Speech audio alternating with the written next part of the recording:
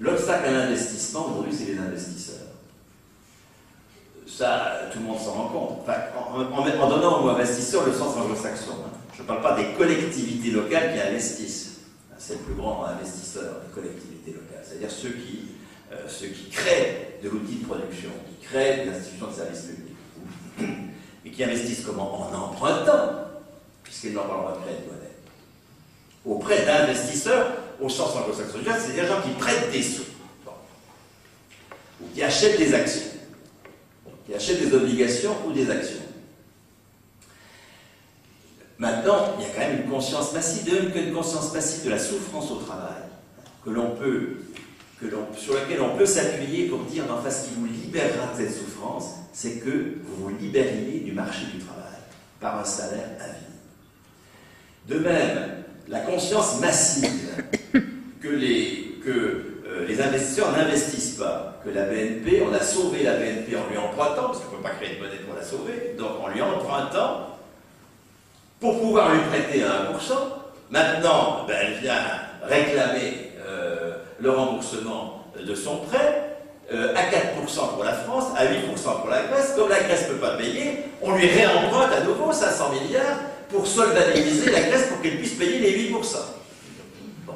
Tout le monde a compris ce petit jeu de mistigris qui fait que les marchés financiers sont prédateurs. La statistique, même elle est du FMI, qui n'est pas soupçonnable de gauchiste que je sache, les marchés financiers pompent beaucoup plus d'argent qu'ils n'en injectent dans l'économie.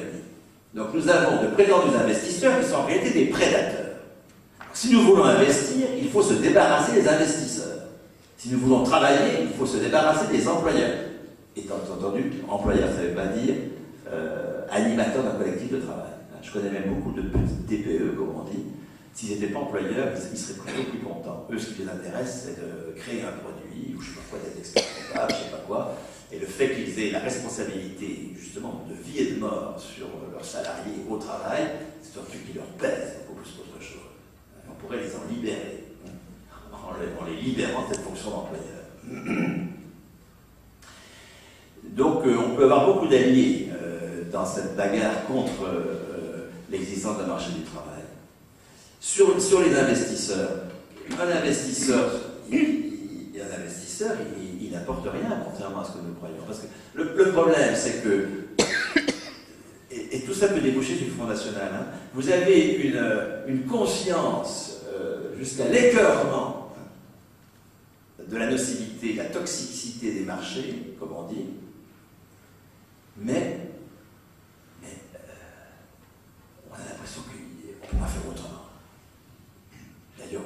D'ailleurs, regardez comment on parle des marchés. Hein. Il faut apaiser les marchés. Les marchés sont nerveux. Comment vont réagir les marchés? Quel sacrifice pourrions-nous faire pour apaiser les marchés? Ça ne vous rappelle rien, ça? Nous sommes dans la religion païenne. On passe son temps à faire des sacrifices pour apaiser les dieux. Puis plus on fait de sacrifices, plus les dieux en demandent. Ça n'arrête jamais! Ah, je vous garantis, ça n'arrêtera jamais. Tant que nous aurons vis-à-vis des marchés, ça relativise la burqa, ce que je vous raconte. Hein. Et le préservatif du pape, hein, ça montre la religion là où elle est, hein, aujourd'hui. La religion qui nous écrase, la religion qui nous empêche d'être, la religion qui est mortifère, la religion à laquelle nous sacrifions. Bon, donc, il faut que nous sortions. Ça n'est possible que parce que nous sommes plus ou moins consciemment convaincus que, certes, c'est des salauds, mais qu'ils sont indispensables. Mais non, justement, ils ne sont pas du tout indispensables. Puis c'est pas forcément des salauds, rien. Ils ne sont pas du tout indispensables. Un investisseur qui, par exemple, dit j'apporte 1 million d'euros pour renflouer telle boîte. Il n'apporte pas 1 million d'euros dans des valises sous forme de billets, sauf s'il recycle de l'argent sale, mais de toute façon, il a déjà recyclé la BNP, donc ça. Il apporte des titres financiers. Il est propriétaire de titres, il a un portefeuille d'actions. Et ces titres financiers, pour pouvoir investir, il faut qu'il les convertisse en monnaie. Et c'est là que les choses se passent. Parce qu'un titre financier, il ne peut pas générer de la monnaie. Quand on parle de monnaie virtuelle, c'est un oxymore, ça n'a aucun sens. voit bien à chaque dégonflement de bulle que la prétendue monnaie virtuelle, c'était rien. Et que les titres ne trouvent pas preneur. Parce qu'il n'y a pas de monnaie en face.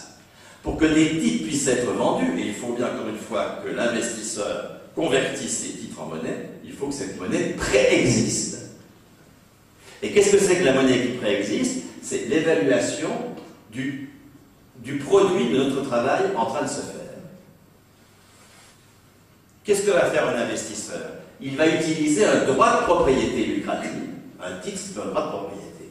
Il va utiliser un droit de propriété lucratif qui va l'autoriser à ponctionner sur une partie de la valeur que nous sommes en train de créer. Le million, il ne l'apporte pas. Le million, il ne l'apporte pas. Sauf à croire qu'un titre ajoute de la valeur. Sur un titre, ce n'est pas du tout de la valeur, c'est un droit sur la valeur. Un titre, ce n'est pas de la valeur, c'est un titre de propriété. C'est pour ça que ça s'appelle titre d'ailleurs. Et donc, cet investisseur, il va nous piquer, mais tout à fait légalement, puisque c'est un droit,